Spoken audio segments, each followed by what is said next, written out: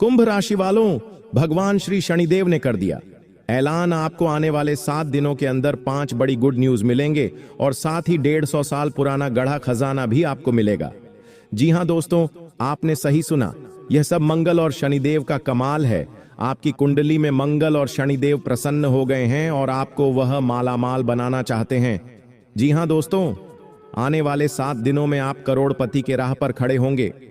लेकिन तुमने आने वाले 7 दिनों के अंदर यह एक गलती कर दी तो तुम्हारी कुंडली में जो ग्रह स्थितियां बन रही थीं वह बिगड़ जाएंगे और आपके जीवन में कुछ भी परिवर्तन नहीं होगा और आप जैसे के तैसे रहेंगे।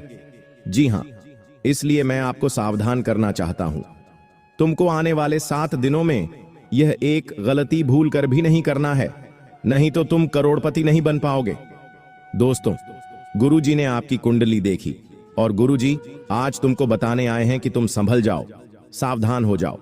इस बार अच्छा मौका है, हाथ से जाने मत देना, क्योंकि दोस्तों जो 15 सालों में नहीं हुआ ऐसा ग्रह सहयोग अब वह 7 दिनों में हो अंदर बन रहा है, जहां पर तुम्हारा एक गलत कदम तुम्हें काल के मुंह में धकेल सकता है। वही तुम्हारी बरती गई एक सावधानी काल पर लात रखकर तुम चुनौती को पार कर जाओगे। आज की वीडियो में बहुत बड़ी भविष्यवाणी होने वाली है और जो इस भविष्यवाणी को झुठीला देगा उसे लाखों रुपए का इनाम मिलने वाला है। तुम इस बात को गांठ बांध लो कि जब राहु, शनि और मंगल यह 3 ग्रह किसी की कुंडली के 6ठे भाव में एक साथ मौजूद होते हैं तो ऐसा संयोग हर 15 साल में एक बार बनता है और अगले 7 दिनों में तुम्हारी राशि की कुंडली में यही संयुक्त देखा जा रहा है। राहु जब बलवान होता है तो इंसान प्रसिद्ध पाता है, धर्म पाता है, पढ़ाई लिखाई में अच्छे मुकाम पाता है। शनि जब मेहरबान होते हैं तो इंसान दिन दुगनी रात चौगुनी तरक्की कर जाता है, कोर्ट कचहरी में विजय पाता है, लाखों का कर्ज उतर जाता है। और जब मंगल मेहरबान होते हैं तो इंसान खूब व्यवहार कमाता है, चारों ओर प्रशंसा पाता है और हर कोई उसका नाम लेता है। वह इंसान बहुत बड़ी जीत पर अपना नाम दर्ज कराता है।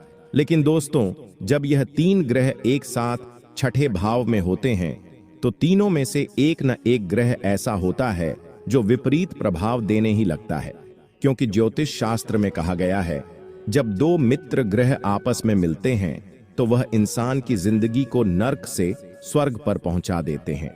लेकिन एक भाव में जब दुश्मन ग्रह और मित्र ग्रह टकराते हैं, यानी शनि और राहु जब एक भाव में होते हैं तो यह आपके जीवन में तरह तरह की विपरीत परिस्थितियों बनाते हैं।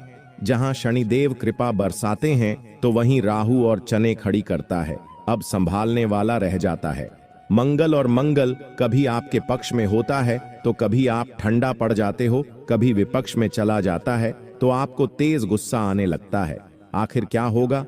आने वाले 7 दिनों में यह 15 साल बाद जो बेहद दुर्लभ संयोग बन रहा है, जहां राहु, शनि और मंगल एक ही 6ठे भाव में मौजूद है, तो इन 7 दिनों में यह कैसे बनेंगे आपके स्वास्थ्य के लिए, नौकरी के लिए, परिवार के लिए, प्यार मोहब्बत के लिए, आखिर क्या क्या बदलाव देखने को मिलेंगे? आज के वीडियो में होश उड़ा देने वाली जानकारी हम तुम्हें बताने वाले हैं। दिल थाम कर बैठना और वीडियो को बिल्कुल अंत तक देखना, क्योंकि गुरुजी ने आज तक जो भविष्यवाणी करी है उसे कोई झुठला नहीं पाया है। आज इस भविष्यवाणी में जो भी बातें होने वाली हैं वह एक एक बात सत्य साबित होने वाली है। इसलिए गुरुजी की इस भविष्यवाणी को बहुत ध्यान से सुनना, तुम्हारे पैरों तले जमीन खिसक जाएगी जो तुमने सपने में भी नहीं सोचा था। अब वह तुम्हारे साथ होने वाला है। शनिदेव कृपा बरसाने वाले हैं, बस राहु के मध्य नजर रखते हुए कुछ सावधानियां का पालन करना होगा, कुछ कर्म का ध्यान रखना होगा। अगर यह गलती जीवन में हो गई तो शनिदेव, राहु और मंगल तुम्हारी जिंदगी में खलबली मचा देंगे। और गुरुजी की आज की बात मान ली, इस वीडियो को अंत तक देख लिया, सारी बातें स्वीकार कर ली और दी हुई सावधानी भी बरत ली, उपाय भी कर लिया, मंत्र जाप भी कर लिया, तो सारी चिंता छोड़ देना। फिर अगले 7 दिनों में तरक्की ही तरक्की, खुशियां ही खुशियां आने वाली हैं। गुरुजी तुम्हें सारी बातें समझाएंगे। बस इस वीडियो को अंत तक देखते रहना, क्योंकि जो आज इस वीडियो को अंत तक देखकर तुम्हें जो जानकारी मिलेगा वह तुम्हारी जिंदगी संवार देगा। लेकिन सबसे पहले शनिदेव के सच्चे भक्त इस वीडियो को लाइक करके कमेंट बॉक्स में सच्चे मन से जय शनिदेव जरूर लिखें आज, ताकि भगवान श्री शनिदेव का आशीर्वाद आप पर बना रहे और आप करोड़पति जल्द ही बन जाएं। देखिए दोस्तों, भगवान शनिदेव आपकी परीक्षा लेंगे, तुम्हारे जीवन में बहुत सारे कष्ट भी देंगे और तुम्हारा इम्तिहान लेने का प्रयास करेंगे। तुम्हें हर परिस्थिति में हिम्मत और निडरता से अपनी चुनौतियों को पार करना होगा।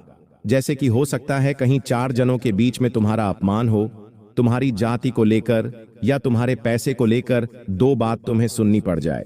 वहां पर अगर तुमने खुद पर काबू रख लिया, वहां पर तुमने खुद को यह समझा दिया, जब हाथी रोड पर चलता है तो उसके आसपास ढेर सारे कुत्ते भौंकते हैं, लेकिन वह हाथी बीच में रुकता नहीं है, उन्हें जवाब नहीं देता, वह आगे बढ़ता रहता है, क्योंकि वह यह हाथी जानता है कि इन लोगों से यानी इन कुत्तों से मेरा कोई मुकाबला नहीं है, मुझे बस आगे बढ़ते रहना है। तुम्हें भी अपनी जिंदगी में यही सोच अपनानी होगी, क्योंकि यह सब राहु का किया कराया है। तुम्हें सावधान और सतर्क रहते हुए अपने हर कदम को आगे बढ़ना होगा। अगर कोई तुम्हें नीचा दिखाने की कोशिश कर रहा है, कोई तुम्हें अपमानित करने की कोशिश कर रहा है, कोई तुम्हें ताना मार रहा है, तो इतना ध्यान रखना, यह शनिदेव की प्रतीक परीक्षा है। इस परीक्षा में अगर तुम्हें पास होना है, अगर तुम्हें उनका आशीर्वाद पाना है, तो तुम्हें इन सभी तानों को, इन सभी गालियों को, इन अपमानों को पी जाना है।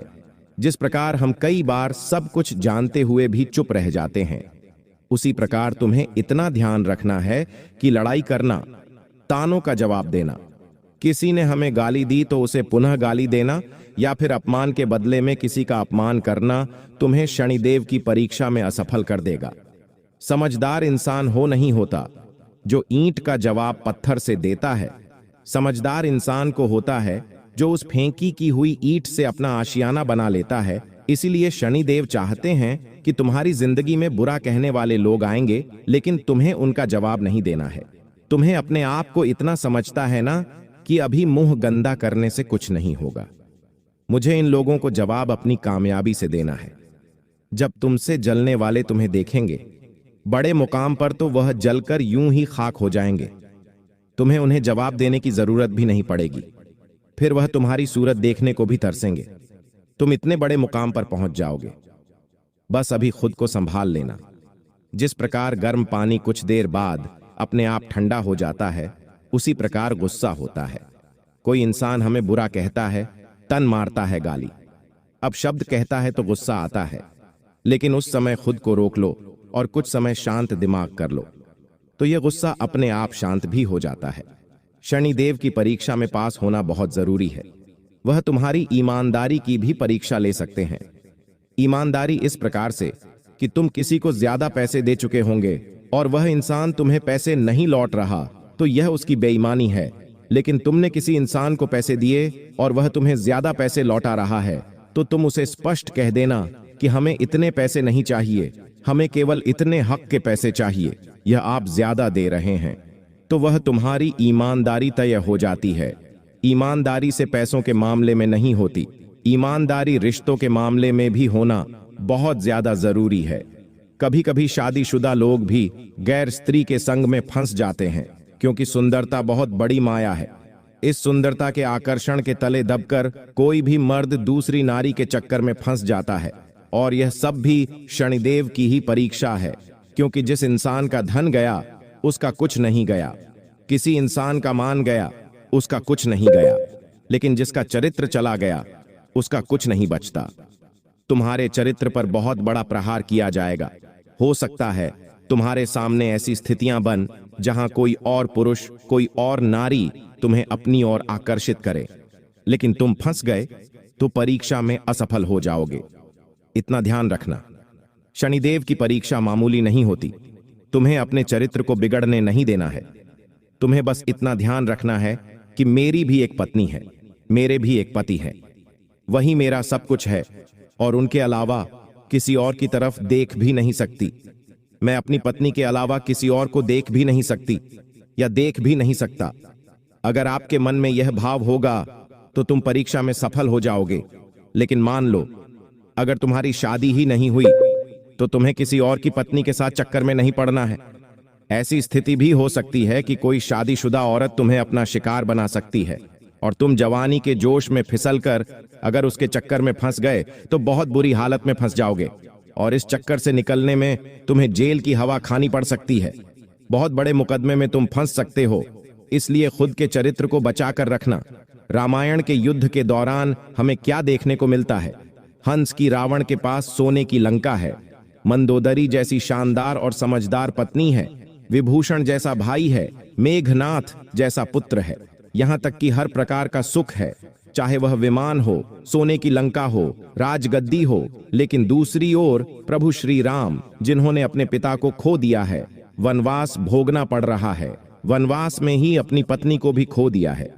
पैसे भी उतने नहीं हैं क्योंकि वह तो झोपड़ी में अपना जीवन बिता रहे हैं, लेकिन फिर भी प्रभु श्री राम ने रावण को हरा दिया क्योंकि प्रभु श्री राम के पास चरित्र है, जो कि रावण के पास बिल्कुल भी नहीं है। चरित्र होता है वह प्रभु श्री राम के समान बन जाता है, लेकिन जिसके पास चरित्र नहीं होता वह रावण के समान अंत में धूल झाड़ जाता है। ये बात तुम समझ जाओगे तो तुम्हारी जिंदगी बन जाएगी। इन सावधानियां को अगर तुमने बरत लिया तो राहु तुम्हारा कुछ भी नहीं बिगाड़ पाएगा। फिर राहु तुम्हारे जीवन में एक से बढ़कर एक खुशियां लाएगा। जिस इंसान की कुंडली में राहु बलवान हो जाता है, उसे इंसान का जीवन मालामाल बन जाता है।